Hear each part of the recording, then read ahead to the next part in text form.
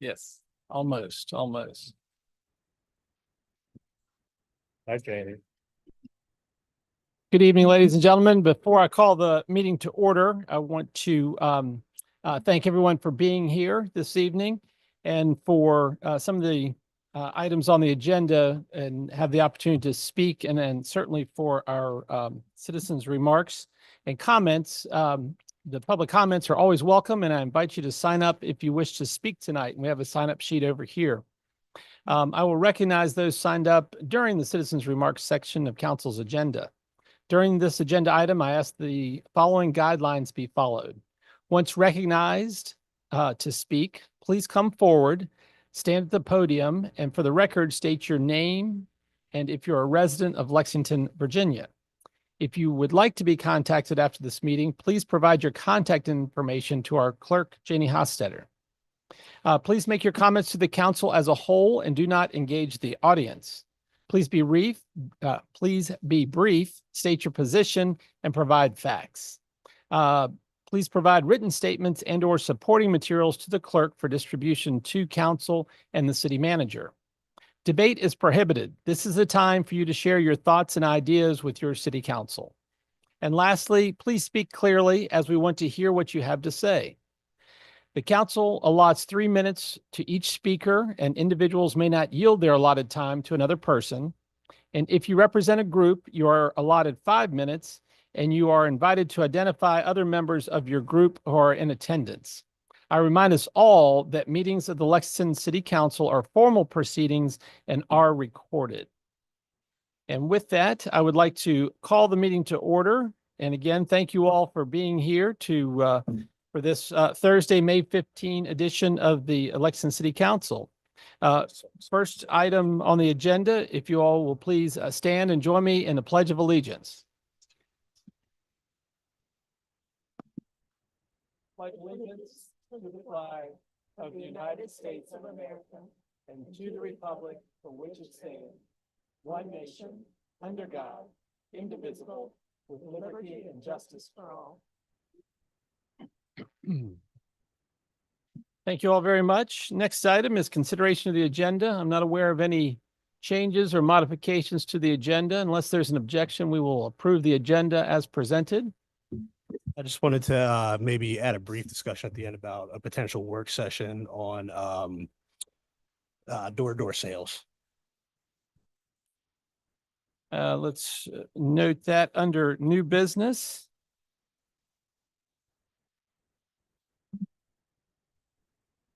Discussion for work session. Sir. Thank you, Mr. Betts. With that addition, is there any objection to approving the agenda with that addition? Hearing none, it is approved.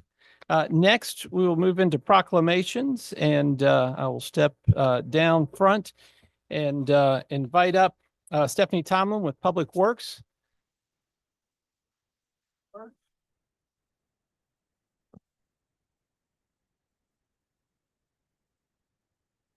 Step on around here, and thanks for being with us this evening. And more importantly, thank you for being the glue that keeps the Public Works Department together. But it is a team, and we recognize the people, the purpose, and the presence as we offer a proclamation for the National Public Works Week, May 18 through 24.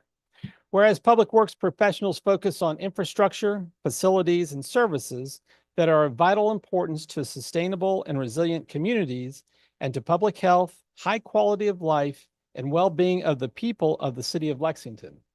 And whereas these infrastructure facilities and services could not be provided without the dedicated efforts of public works professionals who are engineers, managers, and employees at all levels of government and the private sector who are responsible for rebuilding, improving, and protecting our nation's transportation, water supplies, water treatment, and solid waste systems, public buildings, and other structures and facilities essential for our citizens. And whereas it is in the public interest for the citizens, civic leaders, and children in the city of Lexington to gain knowledge of and maintain an ongoing interest and understanding of the importance of public works and public works programs in their respective communities. And whereas the year 2025 marks the 65th annual National Public Works Week, sponsored by the American Public Works Association, Canadian Public Works Association. Be it now resolved that I do hereby designate the week of May 18 through 24, 2025 as National Public Works Week. I urge all citizens to join with representatives of the American Public Works Association and government agencies in activities, events, and ceremonies designed to pay tribute to our public works professionals, engineers, managers, and employees, and to recognize the substantial contributions they make to protecting our national health, safety, and advancing quality of life for all, adopted this 15th day of May, 2025. Please join me in saying thank you. And I understand the Public Works Director gave you a 5-minute presentation for council. Just kidding. Devin, stay in here and let Jane shoot.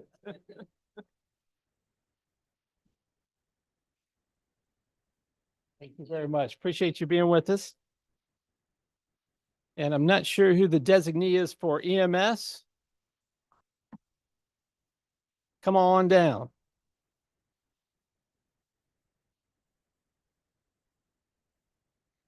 Absolutely. This is B-Ship and a couple of active volunteers minus the rest of B-Ship, which is out on an EMS.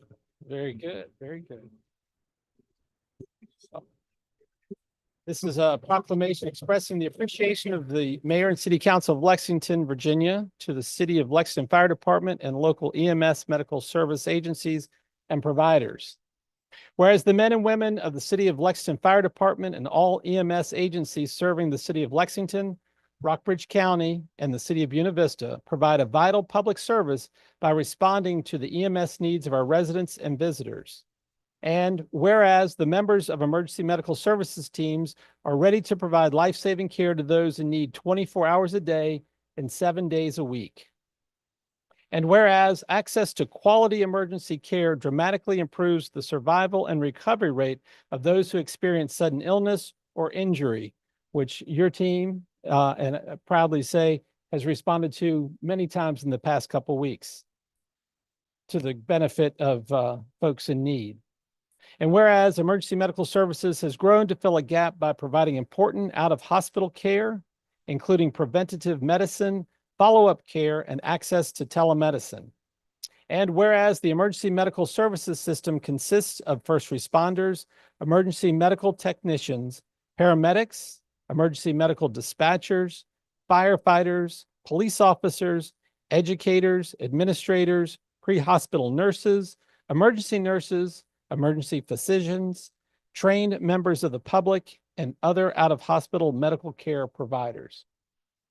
And whereas the members of the emergency medical service teams, whether career or volunteer, engage in thousands of hours of specialized training and continuing education to enhance their life-saving skills. And whereas it is appropriate to recognize the value and the accomplishments of emergency medical services providers by designating Emergency Medical Services Week. Now, therefore, we, the mayor and the Lexington City Council, call upon all citizens of Lexington to observe the week of May 18 through 24, 2025 as Emergency Medical Services Week. The 51st anniversary of the EMS Week theme is EMS Week, We Care. I encourage everyone in the community to observe this week with appropriate programs, ceremonies, and activities in honor of the EMS profession and the essential services it provides, adopted this 15th day of May, 2025. And Chief, present this to you and your team, acknowledging that it is a team effort and you all coordinate very, very well and have terrific outcomes for our community. And from a grateful community, thank you.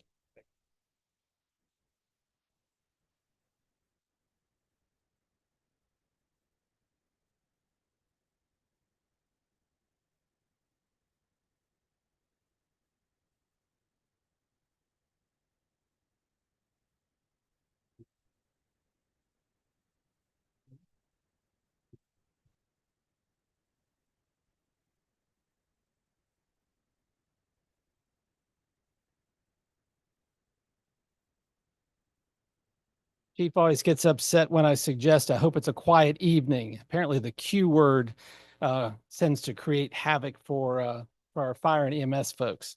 But thrilled for them to be here, and encourage you all to make time to express your gratitude to the folks that take care of us that I indicated with that proclamation. The next item on the agenda is 5.1, 2024 Year in Review, Main Street Lexington Executive Director, currently, Rebecca Logan. Rebecca, welcome. Jeremy, glad you're here.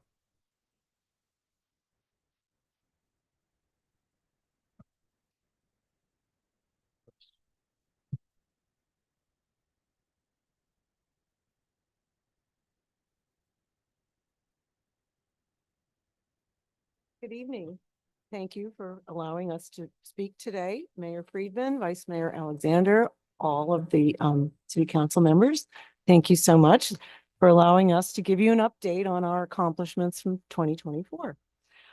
We continue to fulfill our mission, but this past year we've made some really, I think, significant changes that I'd like to share with you. Let's hope I do this right. Okay. Yes, we do a lot of events, but that's really not all we do. We do a whole lot more. And I would like to go committee by committee to explain what we've done. We have 4 committees, the first of which is our Economic Vitality Committee.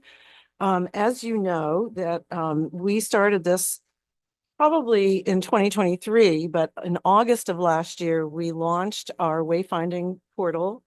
And we've distributed this, the decals to businesses. We've also distributed them to some hotels. So this lists all of our downtown services, retail, restaurants by block so that visitors can easily navigate their way around the downtown. It's also, the QR code is also on the map that we distribute, which I will go into a little bit further. As in the same committee, we have worked with the W&L Student Consulting in 3 separate classes on 2 distinct projects throughout 2024. Students in the winter and spring term helped us connect with cottage industries and county businesses who were interested in collaborating with some of our downtown community businesses.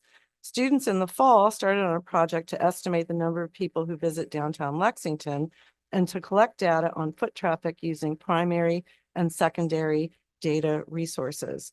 The Visitor Center collaborated with us, giving us access to their online data collection platform. This is to help us. One of our goals at our retreat in August of 2024 was to see how we can affect getting more visitors downtown. So this is going to be a project that will continue to move forward. Our gift certificate program continues to grow. We sold over $60,000 in gift certificates just last year, and that has kept over $500,000 in our community since 2013. And we probably, since this number was calculated, have sold another 20,000 at least. This is a big time for gift certificate sales as well as the holiday season.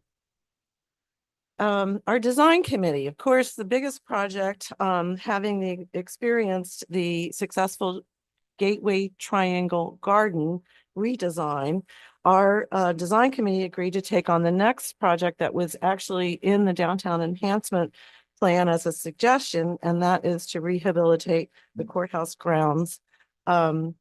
We started working on this in July of 2023 and continued to do so last year. We've carefully done all the preliminary work required for project approval from local city and county governments, both colleges, property owners, and have extensively involved the community. We already have financial commitments for over half of the project, and we continue to fundraise. We are still waiting to hear we've applied for 3 grants that we're still waiting to hear if we should get them.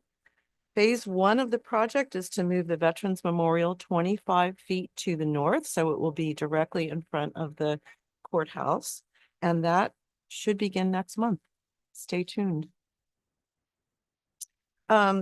We had fun beauty blitz, we always do a beauty blitz in the spring before, we really start working on the planters. And this past year, we also did it again this year, but in 2024, we started this new collaboration with the National Junior Honor Society mentor, Anna Swainty, and she brought us 80 middle school students from Lilburn Downey and from Maury River.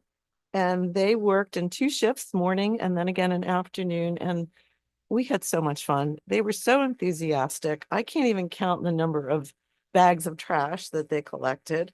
And then they were at Boxerwood in the morning. One group was with us, one group was with Boxerwood, and they all had lunch at Hopkins Green and then switched places. So during the lunch break, Arthur Bartenstein and Bugs Utsey both spoke with the students about native plants and invasive plants. And the students were very enthusiastic about hearing that. We continue to offer free design facade services through Fraser Associates in Stanton. That is part of a free service offered to us through our affiliation with Virginia Main Street.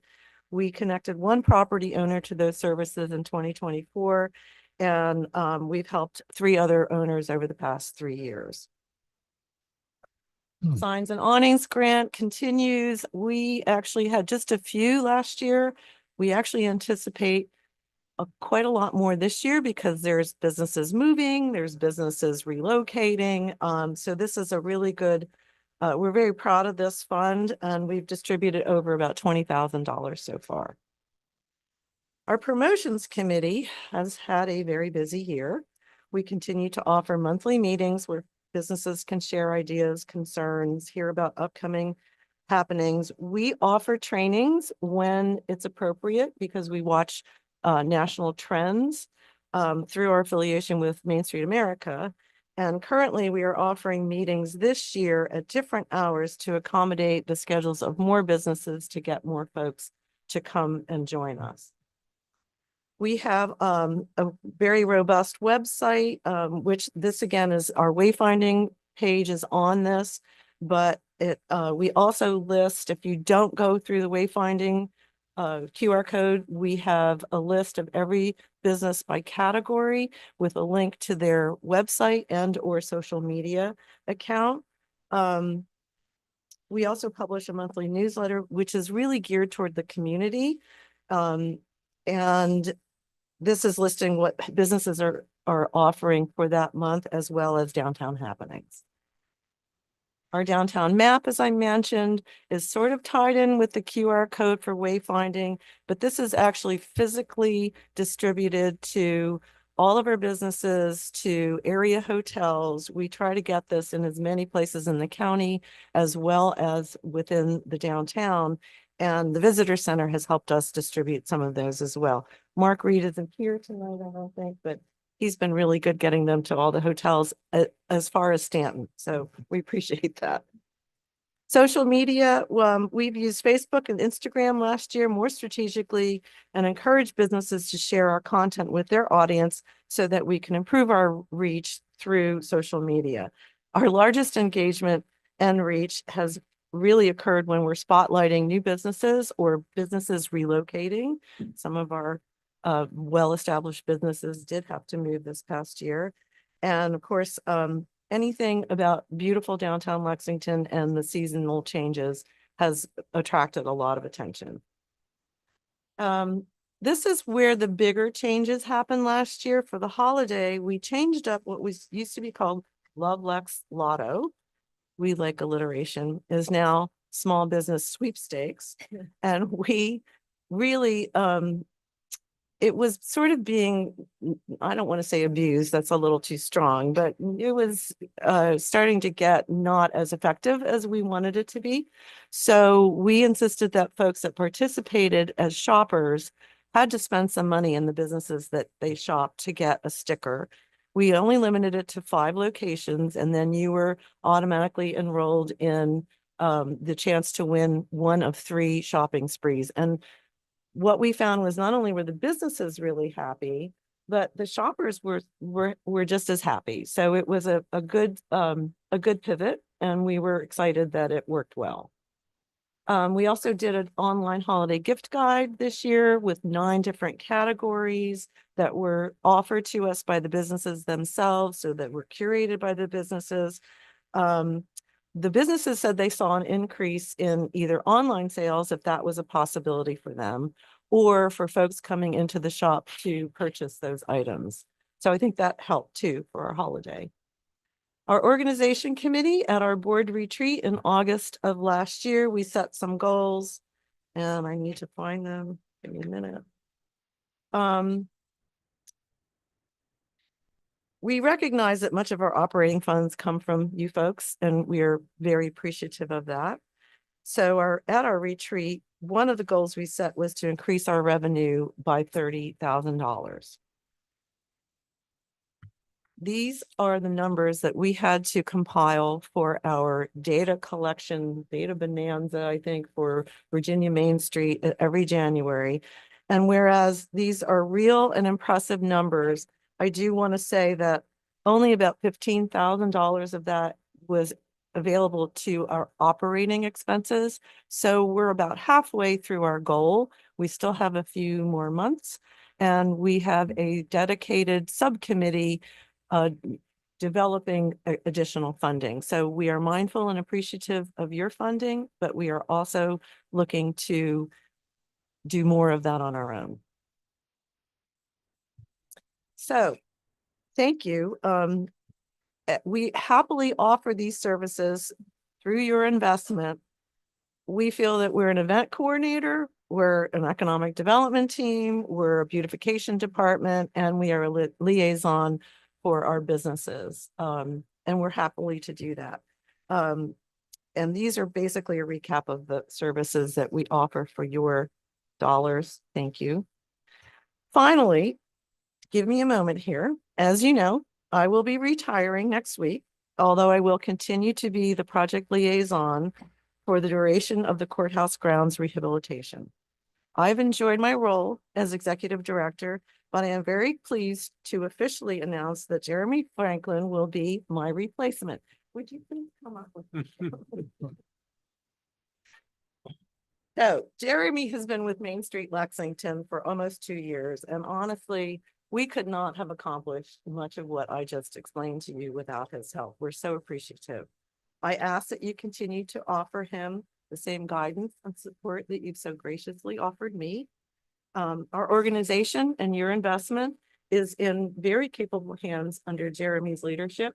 So I officially pass the baton.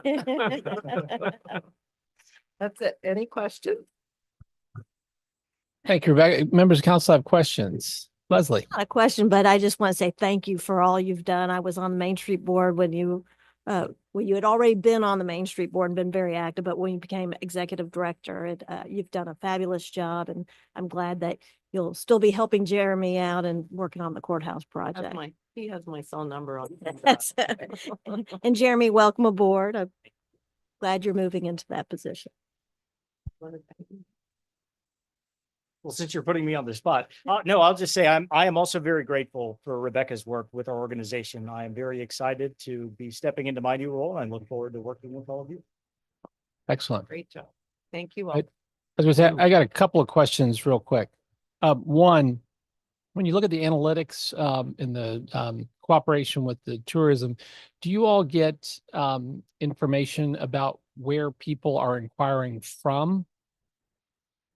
I think that we can get that information. We had the students really dig deep into it because it's pings off of credit card purchases And cell phones. and cell phones. So yes, they have an idea.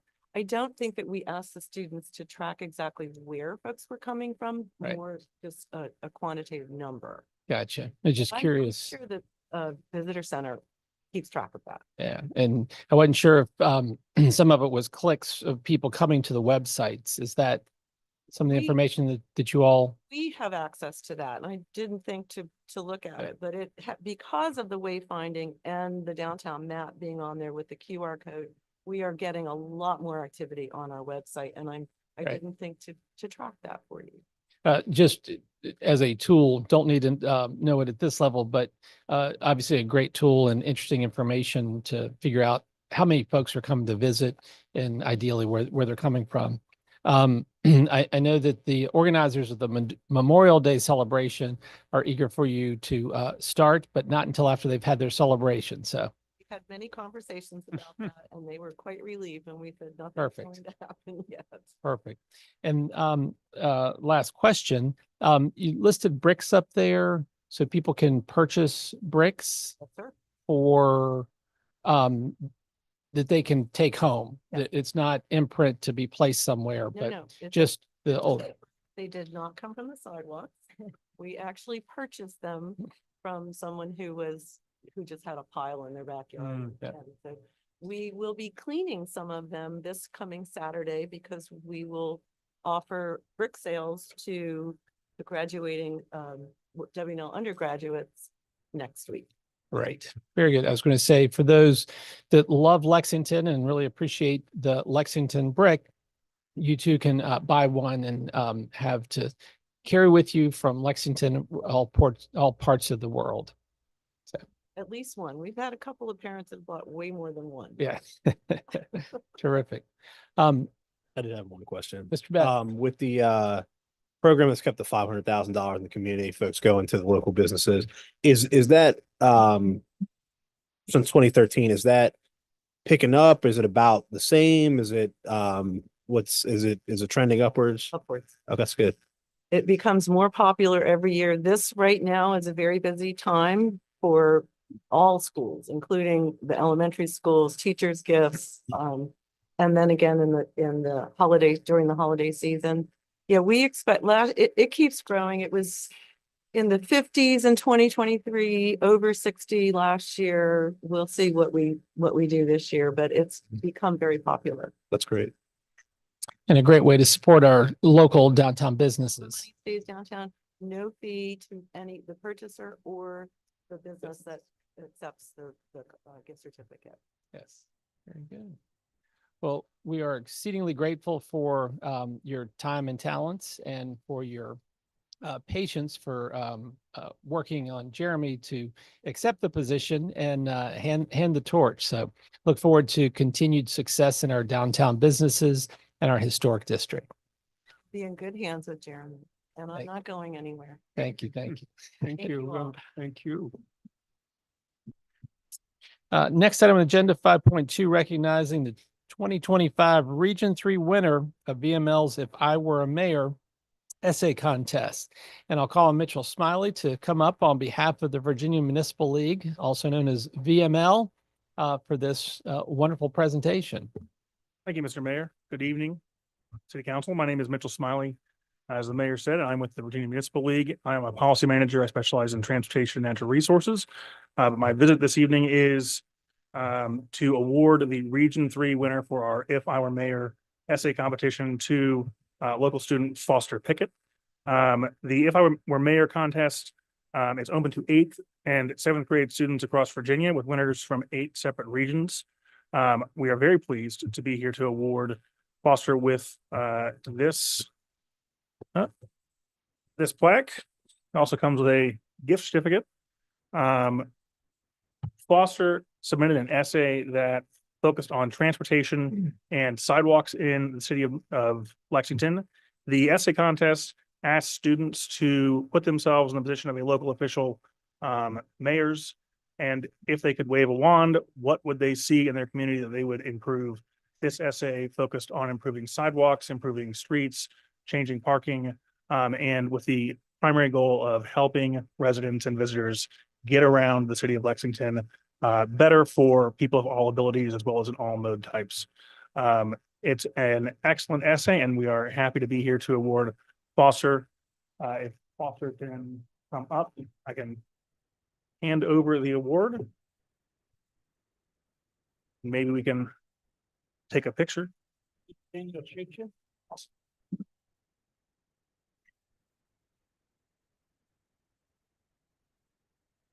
Congratulations.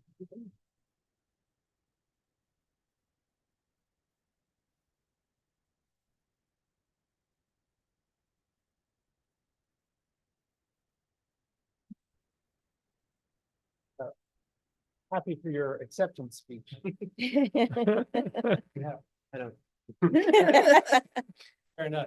We'll recognize that Spencer Galladay, the teacher that encouraged, inspired, or extorted you to write this essay, was unable to be with us tonight, but told him we are thankful for the work that he does with you and your classmates in shaping and helping refine your writing. So congratulations. And ironically, when I was heading to lunch today with a colleague, the city manager, acting city manager, we heard one truck collide with the mirror of another truck. And so true to fashion with your recommendation for reducing some of the space and the parking on the side on Washington Street in particular. Thank you. Congratulations and thank you. And we'll hope to see you soon. Come back and see us anytime. Yeah. Thank you.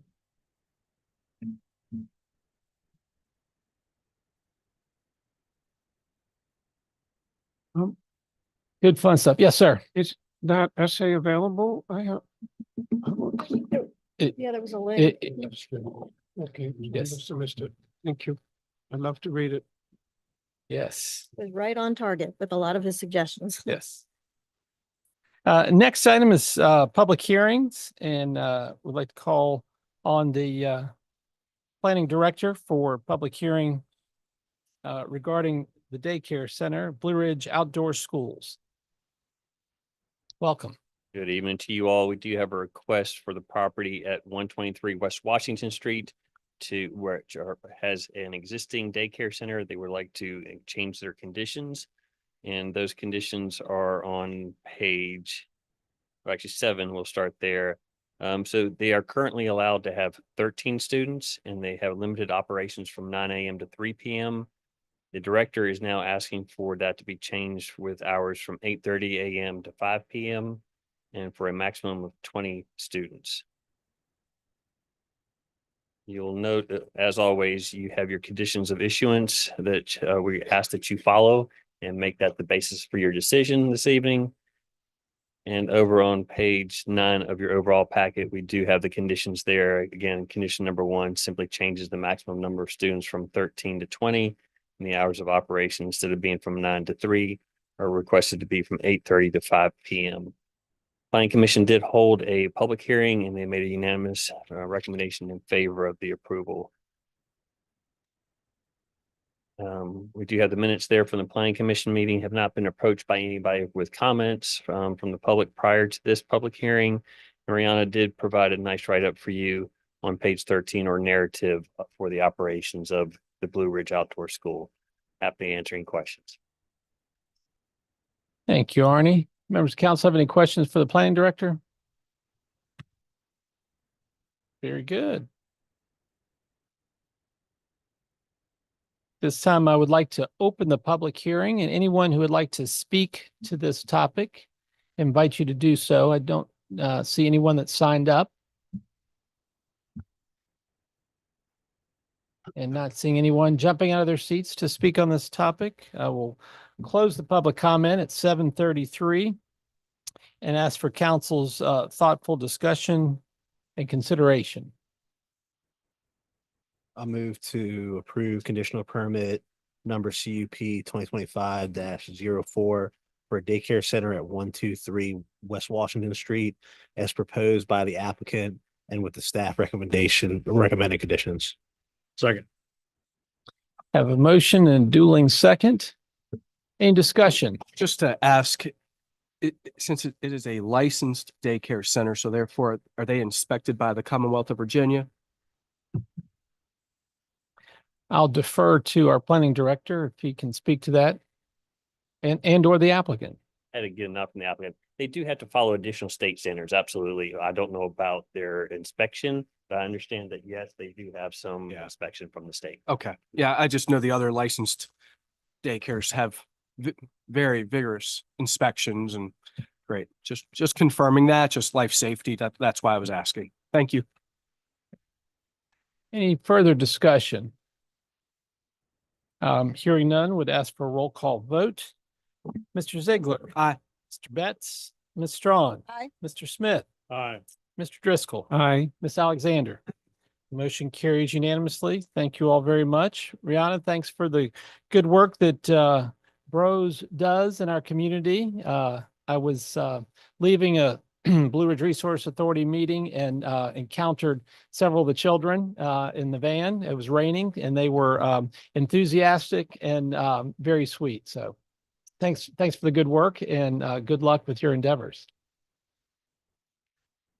Next item on the agenda is 6.2, public hearing and consideration of amendment to the zoning ordinance to adopt new use and design standards for mini warehouse use. We do have a proposed text amendment for your consideration this evening, dealing with mini warehouses. Jane's kind enough to bring up the zoning map just in case you have questions on where the C2 zoning district is. Currently, mini warehouses are only allowed in the C2 zoning district as a conditional use. And you'll notice that on page 19 of your overall packet. So the way this started, we do annual zoning amendments. When we notice things throughout the year, we put those in a hot file, which is quite literally a red folder. And we bring that to your attention and planning commission's attention. And then on an annual basis, at least in theory, we go through those and we figure out which ones we want to bring forward for consideration for a zoning text amendment. I believe this was actually the zoning text amendment in 2020, if I'm not mistaken, where we had 15 or so items that we dealt with fairly quickly, but we also had 4 or 5 which have taken a bit of time, that being cottage housing, accessory dwelling units as an example, and now we're dealing with mini warehouses. Planning Commission held 2 meetings prior to even holding their public hearing and to develop use and design standards. So it was brought forward to for their consideration by observations that I had that have been reproached over the last, it's already been 5 or 6 years, by 2 property owners thinking about a mini warehouse development and just thinking through our newer comp plan, at least newer at the time, does that really meet up with our comp plan standards? And if you think about what a single story mini warehouse, and we've even provided you with a couple of photographs at the end of your packet. So on page 24 of your overall packet, as an example, 2 photographs of mini warehouses that are in our community, not in the city of Lexington, but certainly quite close. The top one there is in the county just north of the Maury River Bridge on Route 11, and the other one is in BV. So just thinking, we had a newer comp plan at the time, and it really does require us to be a little bit more thoughtful perhaps about the limited redevelopment and development opportunities that we have. And does a mini warehouse that we consider the 1-story, lots of overhead doors, perhaps gravel, not even paved area, does that meet those standards? I'm not of the opinion that they do meet those standards, and therefore we brought this forward for consideration. Planning Commission again held 2 meetings, and during those 2 meetings went through the use and design standards that are proposed for you this evening. Currently, there are no use and design standards. We have simply the conditional use listing in our use matrix for the C2 zoning district, and we have a definition, and that's it. We do not have use and design standards. So that we went through, pulled from a couple of different jurisdictions, and that's the sort of compiled list that you have for your consideration, beginning on page 20 and going over to page 21. During their consideration, Planning Commission did make the further recommendation that it is their recommendation that the mini warehouse use no longer exists, to actually not allow it conditionally by right in any of the zoning districts. However, knowing that you may want to still continue with the mini warehouse use, they are recommending that if you continue with the mini warehouse use, as it is currently a conditional use in the C2 zoning district, that you do that with the use and design standards that are provided to you in red in the staff packet. We did provide you with 3 options. There's always the option to do nothing, which is to deny this request and leave the mini warehouse definition as it is and leave it as a conditional use in the C2 zoning district. The other option is to follow Planning Commission's recommendation and just be rid of mini warehouses, no longer allow them, pull the definition out, pull it out of the use matrix, and also, I believe, pull it out of the parking standards section, which is section 12 of the zoning ordinance. And then the third option is to allow them, but allow them with the standards. And you certainly have the right to pick through these standards if you want and approve some and not others, or even remand it back to the Planning Commission for further consideration. We did not have any public comment, I think, at the planning commission. I know I'm sure at the planning commission hearing, and have not heard from anybody else on this particular topic. Happy to answer any questions. Thank you, sir. Members of council have any questions for the city planner? Very good. Thank you, sir. This time I'd like to open the public hearing. Is there anyone who would like to speak on the topic of mini warehouse use in the C1 district?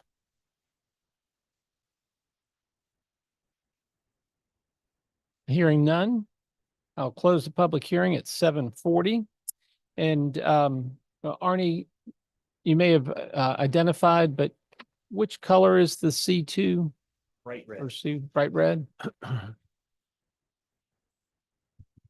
So essentially two very important entrance corridors to the city. Coming in on Route 60, right, from Buena Vista, essentially, and then also Route 11 coming north. That Okay. is sheet as an example. Yeah. Also is up here, Right, have the fire department. Slow right there. there, and then the property that the city owns there, the old dot property as an example. Again, everything in bright red is in the C2 zoning district. Those are the only areas where currently you can have a mini warehouse facility and it's only conditional. Right. Very good. Very good. So currently, the only places you could have a mini warehouse is the front door of Lexington, where people enter Lexington, driving in on Route 11 or Route 60, essentially. Big piece of it. There's certainly spots off of that, but off of 60 and 11 are the places. I certainly concur with the planner's observation of in the picture of the single story non the word just gave me, but no fences or shrubberies or anything to dress it up from that standpoint. But the idea of eliminating, which is what's being recommended by planning, I'm not sure. I'd be interested to know council's feelings on that. I think it's important to balance, we are 2.5 square miles. There are limited development opportunities. We do want to increase the tax base and have employment opportunities for folks and housing options for folks. But I do think it's important to consider that this is currently allowed in the C2 district. And I think those considerations need to be balanced with the fact that currently, people have bought land there and they may have thought that was an option of something to do. So I do think it is important to consider people's property rights. With that being said, I think kind of the middle ground here is to go with the new standards that will make the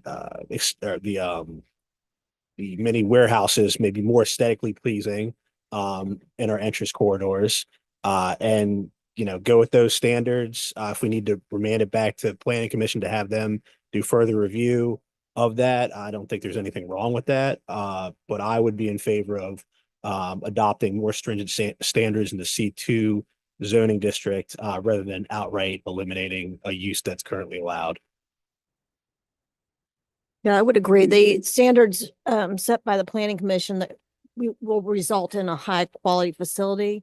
And it is a conditional use. So it's going to come before council to make sure that the site's appropriate.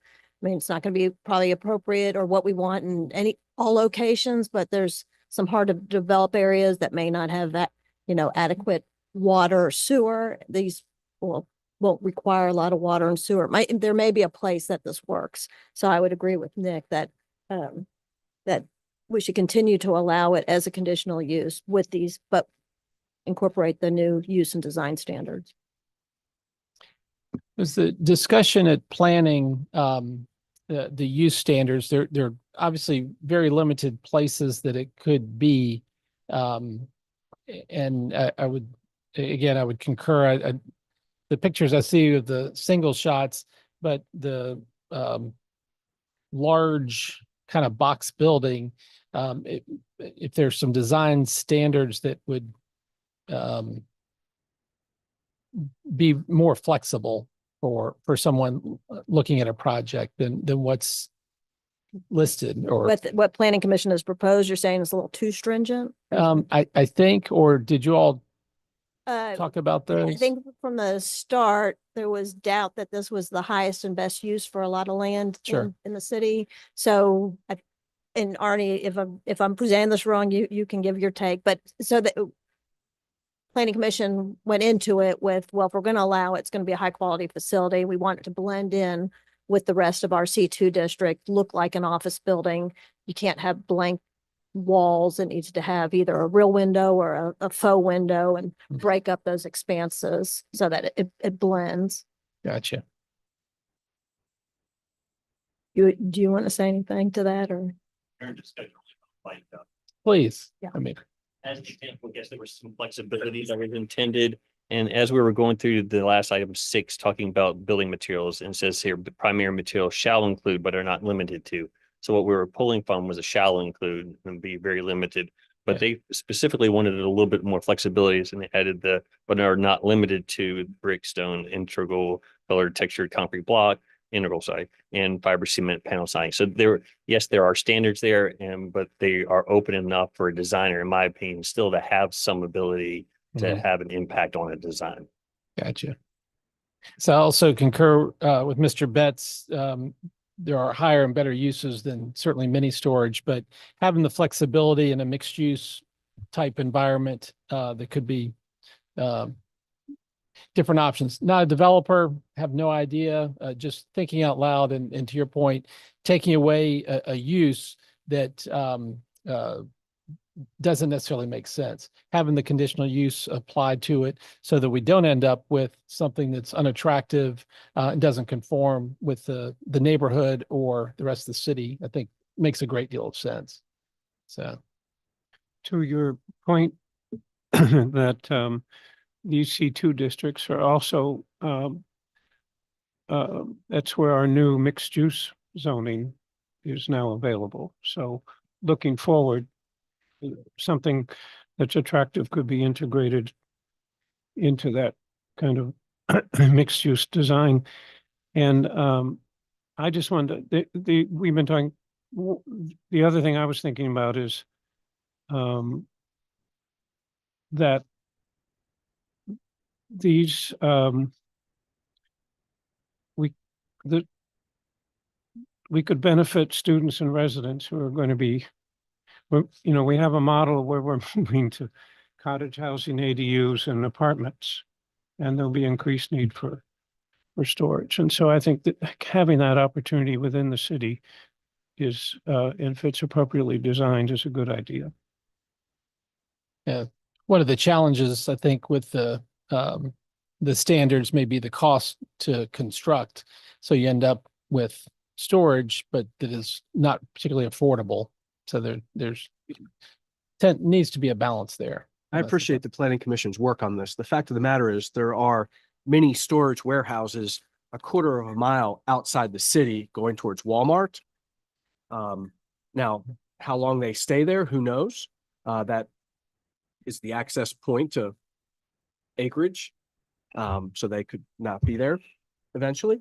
But then going to BV, there's all those mini storage units just literally a quarter mile outside of the city. So I recognize completely that the planning commission is thinking for us and thinking that every resident would say this is not the highest and best use of any land in the city.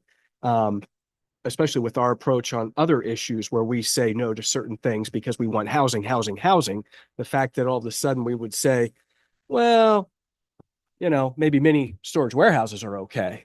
So I appreciate the planning commission. If we defer, if we decide to not take action and we ask the planning commission to work more on this, taking Nick's points of under consideration and also the mayor's points of saying, let's not be too strict, but let's keep the process in place that a CUP is needed. That means that any developer has to essentially present to the planning commission and then to us. And that they've got a high standard to get approval on that. So that would be my preference to, maybe we ask the planning commission to be sure that the design standards are exactly what they think at this point. Unless your take is they've done that already. We've done Okay, that. well, Arnie would agree. You know, and I will add to John's point, I didn't realize this till later, but that Devers Alley, for example, that has some warehouse storage underneath and apartments up above and office buildings up above. So some of the storage is for the apartments, but they also have enough that they rent it out to other places. So something like that, a mixed use in the C2 could actually be a nice fit, depending how it's done. And arguably, Devers Alley did a nice job. Nobody knows, you know. Nobody knows it's right. there. There's a Exactly. single point of access and works well. So I'm hopeful that none of these standards elevate to the point that it's not cost effective and a developer could make use. But again, it would be subject to the CUP process for great transparency and input from the public. So. With that said, if you'd like, we've had our public hearing. If you'd like to treat this as a first reading and bring it back for the next meeting, or if you'd like to take action tonight, there's no sense of urgency. There's no applicant sitting here, but we've had some healthy discussion and opportunity to reflect on it. Never hurts. So unless there's an objection, we'll carry it to the next meeting without another public hearing, but just for council's consideration. Very good. Next item on the agenda is consideration of the minutes from the May 1st regular meeting. Unless there's an objection. I just have one small change. On page 38, I think John made the motion. I seconded it. Very good. With that correction, is there an objection to approving the minutes as presented? With that correction, they are approved. Next item, citizens' remarks and comments. And I'm not aware of anyone that signed up, but is there anyone who would like to speak on behalf of their class from Washington and Lee? I understand you get extra credit if you speak at the public comment section on something meaningful. Fair enough. No extra credit for students in the journalism class. Is there anyone else in the public who would like to speak to council this evening? Hearing none, we'll close the citizens' remarks and comments at 7:52 and move on to the consent agenda and ask for council's thoughtful consideration. Move to approve consent agenda. Second. Have a motion and a second, roll call vote. Ms. Strawn. Aye. Mr. Driscoll. Aye. Mr. Betts. Aye. Mr. Smith. Aye. Mr. Ziegler. Aye. Ms. Alexander. Motion carries unanimously. Thank you all very much. Not aware of any unfinished business, reports and commissions. Blue Ridge Resource Authority, Mr. Smith. Blue Ridge Resource Authority met Monday and we adopted our fiscal year 26 budget and our fiscal year 26 through 30 capital improvement plan. No tipping fee increases, but tire disposal increases were adopted as well. Any questions? That's my report. Thank you, Mr. Smith. Main Street, Lexington, Mr. Smith. One thing I wanted to add along with Jeremy and Rebecca's report, one of the pieces of our retreat last week was more board outreach to the downtown business community, that being the board members making efforts to meet with downtown business owners. And each street was divided up among the board members. And I think that is also an important part of some of the goals that Main Street has at this time is just better engagement with the downtown business community. So I just wanted to mention that. Thank you, Mr. Smith. Planning Commission, Ms. Strawn. The Planning Commission met Thursday, May 8th. The planning commission unanimously approved a certificate of appropriateness for new signage for Rockbridge Home and Barns at 631 Waddell Street. We made updates to the short-term rental use and design standards. We'll review the draft before having a public hearing on it. The community facilities and infrastructure chapter of the comprehensive plan was reviewed. And in an update from the planning department, Arnie noted a permit applicant was sent an email supposedly from the chair of the planning commission asking for an additional application review fee, some kind of fee. And the applicant notified the planning department of the scam. So beware, everybody, if you get something even from the city asking for money, and Janie's put out some great public service announcements of it, but if anything looks squirrely or you don't understand why it is, call City Hall and find out, because that was definitely a scam. And Arnie and Thomas Wagner met with the Washington Lee Engineering Club to discuss project ideas. And this is a club, not a class. So it's not limited to a class term. So it could be an ongoing project. Staff suggested they work on the bike and pedestrian plan implementation from Wallace Street to the municipal pool. And the city's applying for a grant to add a sidewalk from Wallace to Houston Street, and the club could provide the design for that and biking. The Planning Commission will not meet next Thursday on May 22nd. However, Arnie has generously offered to have an informal voluntary tutorial on how to use our interactive GIS mapping system to become more familiar with Lexington's GIS system, Rockbridge County's GIS map, and Lexington's new web-based property information service. So if there's interest, it will be held at the new City Hall at 539 East Nelson Street at 5 p.m. next Thursday. Very good. In your report, what was it that you all approved on Waddell Street? Signage for Rockbridge Homes and Barns at where Comfort Care used to be. Tim Hickman bought it, and that's his. The old bus station. Is that what it was a long time ago? Long time ago. On a big hill, he had a bus station. Mhm. Exactly. Very challenging. Yeah, we make everything challenging. And it's a very busy and crowded. Yes. Yes. Thank you, ma'am.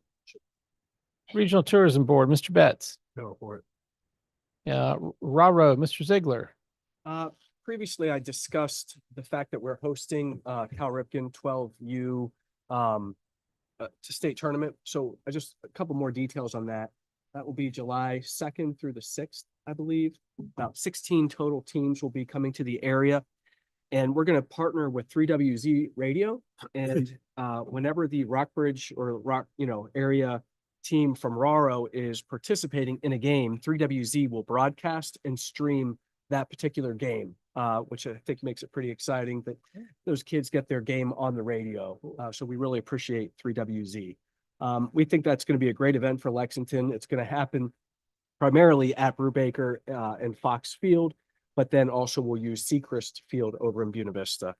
Also good news, I think anyone that's driven by Brubaker has seen some of the excellent enhancements to the facilities due to the city, but also due to Raro's work. And Raro has already put up a new scoreboard on Fox Field, but we have received a generous donation from the Lexington Moose Lodge that will allow us to put up a new scoreboard at Brubaker Field.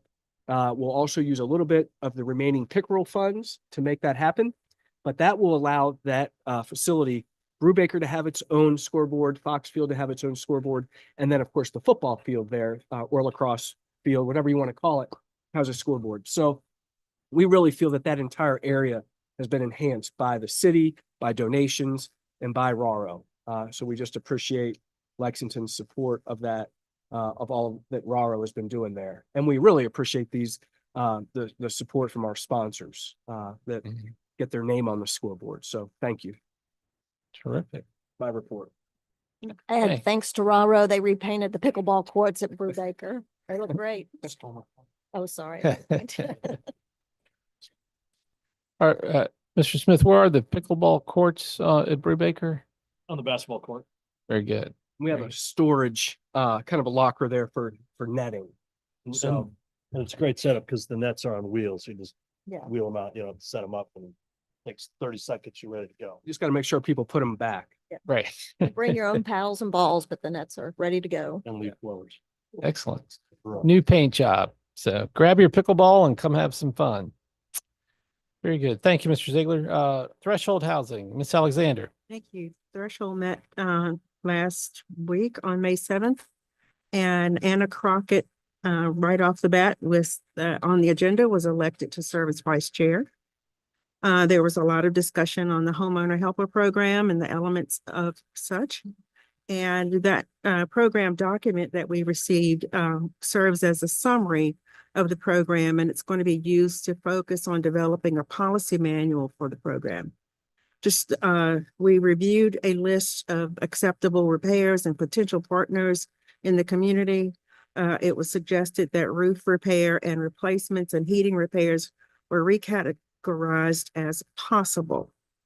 The overall repair category will include choices of ideal, possible, unlikely, but will be considered. It was suggested that threshold members edit the repair list individually and share the results at the next meeting. And the application process was discussed. Action items were included, adding a line to the application requesting a problem statement directly from the property owner so that they have some input. The application review process would consist of the following phases: the preliminary review and culling of all applications, due diligence, which would include the title search, home inspection, etc., for selected applications, and determination of the scope of the work and contractor bids, then final review, and then the last phase of the process is awarding the work. The final review and award determination would necessarily be dependent upon the number of applications being considered, the expected cost of each, and available funds.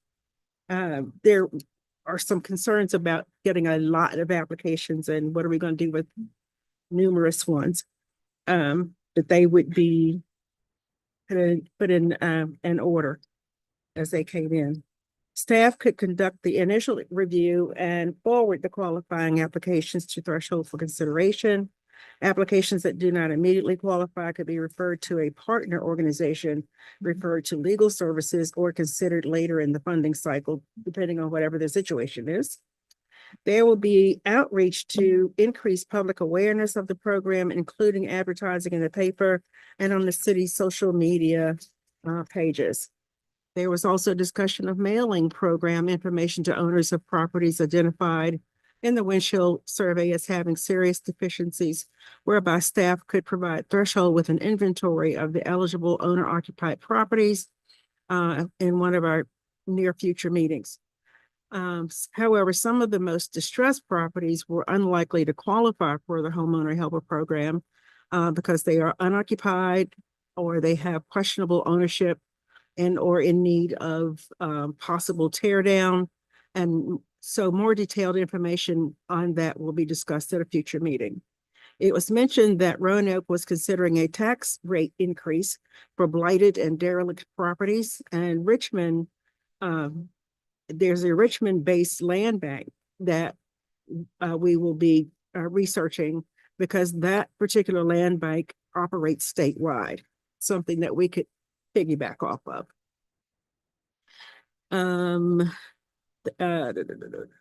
The costs associated with due diligence phase of the application process could be added to the lien for funded projects and simply considered operational costs for unfunded projects.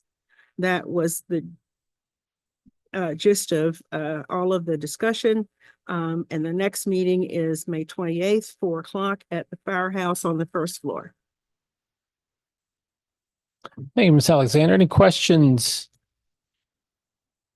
on Ms. Alexander's report? Hearing none, next item is consideration of appointing me as the representative to RANA for a 4-year term effective immediately and expiring 2029.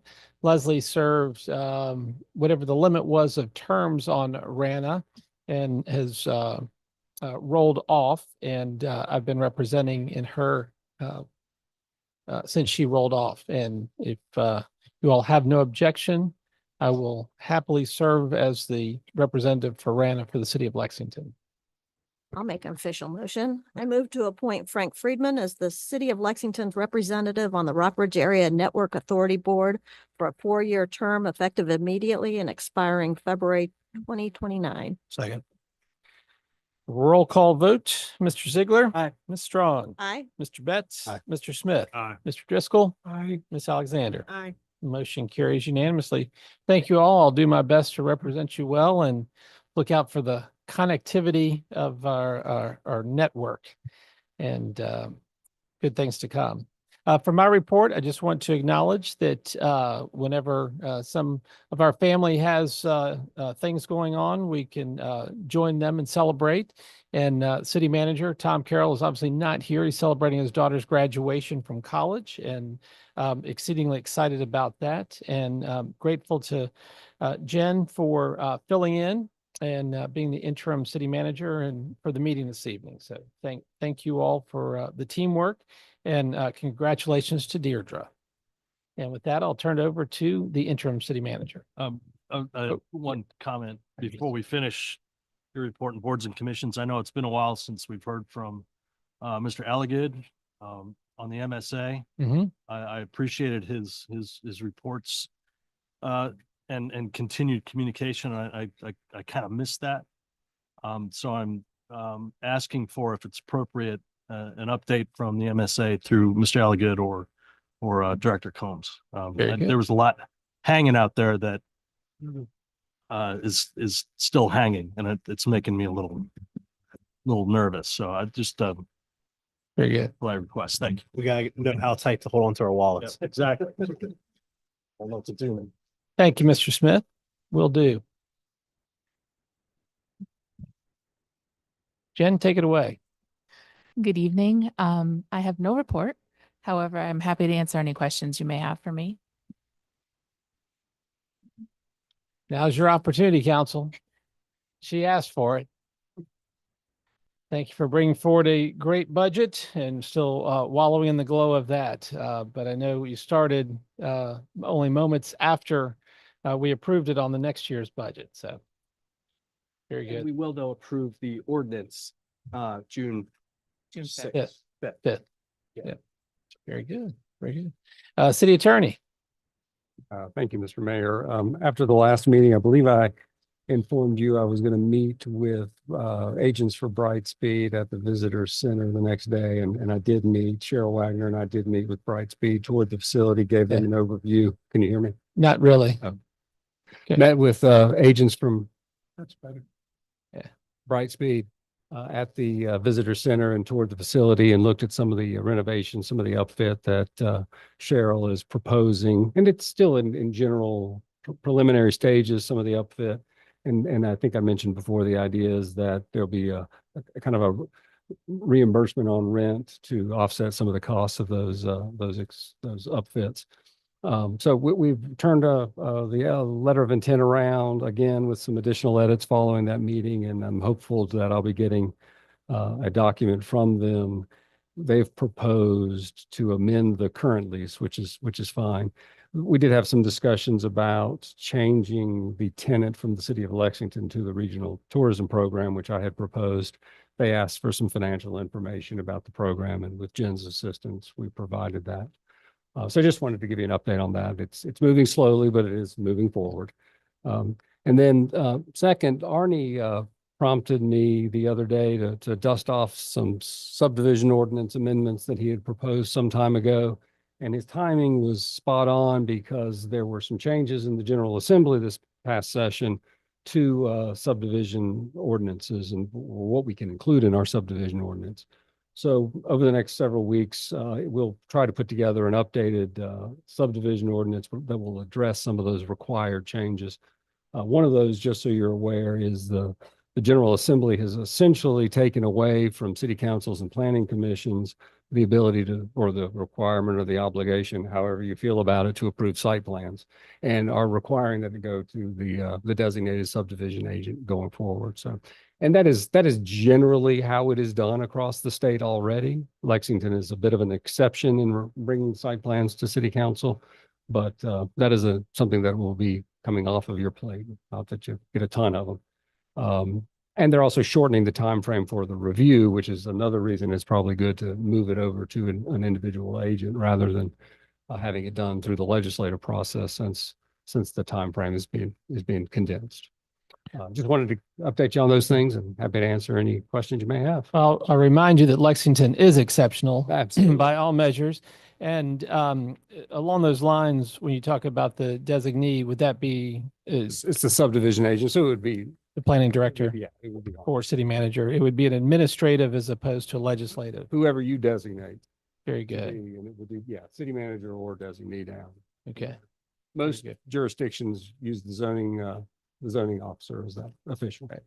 Do we need another extension on the tourism? Like, I'll ping them about that if it we runs had out. a conversation about adding a holdover provision to the lease anyways. Yeah. So if it looks like it's going to go much past end of May, then we'll probably need something. Thank you. And for you journalism students that are wondering what in the world we're talking about up here, our regional tourism office is located on Washington Street in a building that's owned by Brightspeed, who's telecommunications company. We're renting from them and we are in negotiations for a lease to extend our lease in that building that we've been in for 20 plus years. Brightspeed's a new owner as of probably the past 18, maybe 24 months. And the city attorney's been working on that lease. And the regional tourism director, Cheryl Wagner, has been working on improvements to the building. So just to give you, I know it was burning a hole in your brain as to what are they talking about? And now you know the Paul Harvey rest of the story. That's for you, John. Exactly. Any other questions for the city attorney? Next item is new business. Mr. Betts called me earlier and I'll just remind all of council, like to stick to our agenda and things that are on it unless there's some sense of urgency. So as far as taking action on something, don't necessarily want to sneak something in on the our community. But Mr. Betts wanted to have a discussion about a work session on our door-to-door ordinance, if that's accurate. So, and Yeah. Nick, I'll ask you to speak what's on your mind and just for discussion. Sure. Yeah, I think it would be to our benefit to do a work session. I don't know how long it's been since we've looked at the door-to-door sales ordinance. It kind of seems pretty restrictive. I think there's at least one entity that wants to do door-to-door sales. So I think that it'd be prudent of us to review that and see if it conforms with what we believe should be in place here in Lexington. I don't have a problem with that, but it might be a good start if the city attorney drafted something for us to read and see how much of a discussion it requires. I mean, would you be comfortable doing it that way, or would you rather us give No, you? do you mean like a proposed amendment to the Yes, city ordinance? exactly. No, I can do that. Yeah, However y'all want to approach it, think but that's that's a certainly good- fine. yeah, we could start that way and see if we actually need a work session or just a small conversation, but Might be a quick work session if he. yeah, right, right. He may nail it on the head. and- Starts at 6:45 before a 7 o'clock meeting. Yeah. Exactly. Does anyone have an objection to directing the city attorney to draft something, proposed update on that? Idea. Very good, very good. We do not have a closed session scheduled for this evening. Is there anything else on the hearts and minds and soul of council members? I'm going to really quick, since we have a captive audience of WNL students, I want to highlight earlier tonight, we honored our firefighters, our EMTs. And I just want to highlight something that happened last Wednesday, just in the community where you live. We're glad you live here. You see Lexington Police, you see Lexington Fire. And last Wednesday, there was a call for service at Sheetz. Everyone knows where Sheetz is. There was a woman having seizures. When the EMTs got there, there was a Lexington police officer performing CPR on the woman. It's actually the second person he's performed CPR on in less than a year, literally contributing to saving their life. This woman, when the EMTs took over and performed advanced life-saving procedures, they defibrillated her 3 times. They also injected her what it's called epinephrine. That's where you inject something into their bone marrow. It's essentially adrenaline to try to kickstart the heart, essentially. They did that to this person. By the time they transported her to the medevac, to the helicopter to send her to a more advanced hospital, the individual was speaking in full sentences. They saved this person's life. And I just wanted to highlight that on this week that we're, honoring our EMTs. But with WNL students here, I just want to highlight the good training of our Lexington police officers and our firefighters and our EMTs, that we see them in Lexington, but they contribute to all of our well-being. And I just wanted to highlight that. And as declared in the proclamation, they're here 24/7 whenever we need them. They don't collectively as a team take a day off. And as far as the fire and EMS, we do have volunteer staff. So if you are inspired or moved by that story or motivated, we'd love to have you volunteer and be a volunteer member of our local fire department or EMS. So, and tell your friends. Thank you very much, Mr. Ziegler, and always good to uplift the professionals that we work with and that support our community. So thank the folks in blue. Not aware of any other business, and unless there's an objection, we will stand adjourned. We are adjourned. Thank you all. Have a great evening. A great